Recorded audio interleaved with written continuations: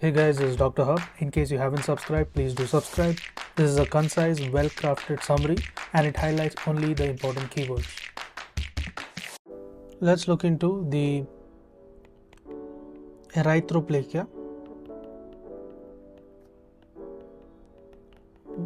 versus that of the speckled Erythroplakia.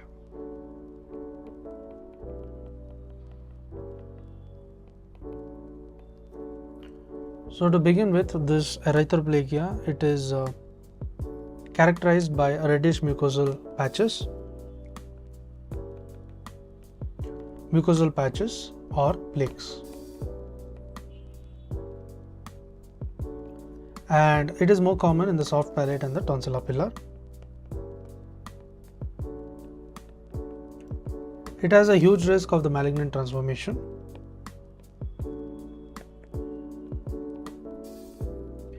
Next is it is equal to the both sexes. It is equal to both sexes.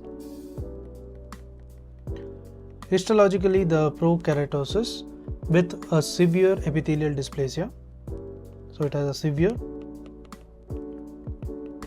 epithelial dysplasia, and this is a typical feature.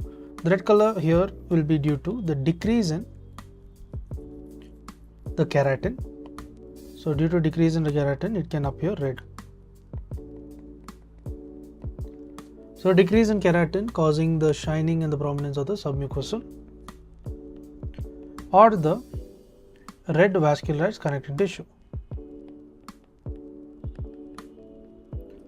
Then comes the diagnosis.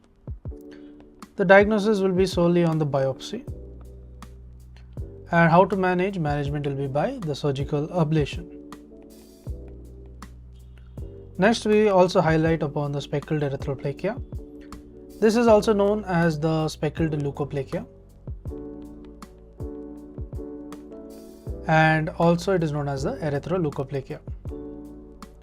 So here the leukoplakia, it arises as on an erythematous base,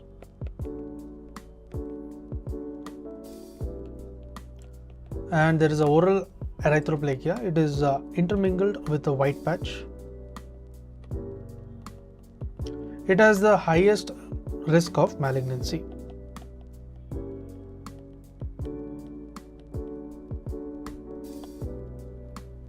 To learn and grow daily like this, please do subscribe.